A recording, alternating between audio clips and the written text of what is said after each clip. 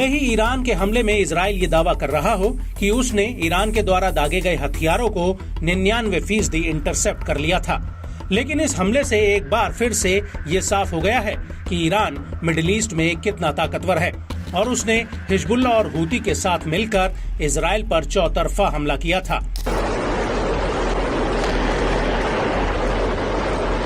Iran का दावा है कि उसने इजराइल पर 300 से ज्यादा रॉकेट्स, ड्रोन और मिसाइलें दागी थी।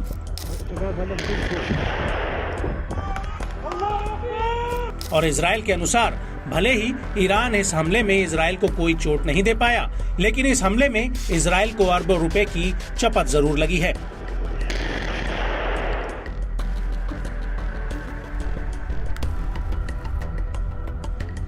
ये बात हम नहीं कह रहे, बल्कि खुद इजरायली सेना के एक बड़े ब्रिगेडियर जनरल रीम अमीनोज ने इजरायली येनेट न्यूज से कही है।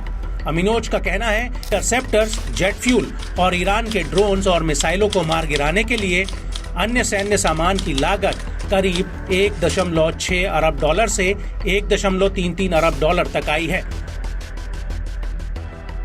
और बड़ी बात यह है कि इस लागत में अमेरिका और सैन्य सहयोगी देशों द्वारा इस्तेमाल किए गए हथियारों पर आए खर्च को जोड़ा नहीं गया है। आपको बता दें कि brigadier general Reem Aminoach Israeli defence force के पूर्व वित्त सलाहकार रह चुके हैं।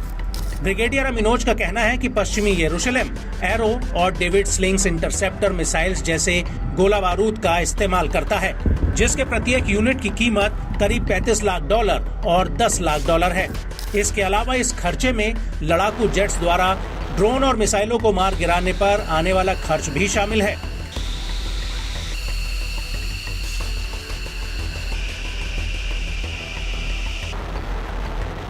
इजरायली ब्रिगेडियर का कहना है कि ईरान के लिए इजराइल पर हमला करना इजराइल द्वारा अपनी रक्षा करने की तुलना में कहीं सस्ता था। ब्रिगेडियर अमीनोज ने कहा कि इजराइल को अपनी रक्षा करने में आए कुल खर्च की तुलना में ईरान के लिए हमला करना 10% कम खर्चीला था।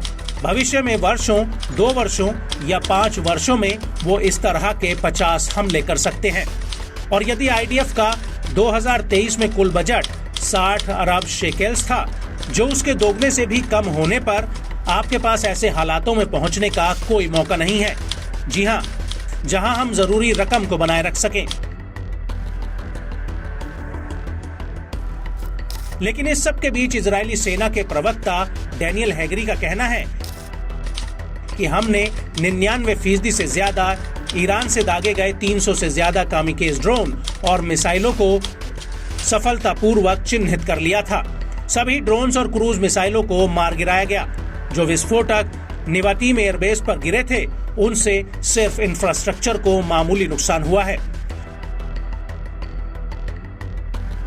हालांकि इजरायली मीडिया ने इन हमलों को लेकर एक रिपोर्ट जरूर दी है, जिसमें कहा गया है कि दक्षिणी इजराइल में ईरान के हमलों में एक 10 साल की बच्ची जरूर घायल हुई है, जो अपने घर के भीतर सो रही थी।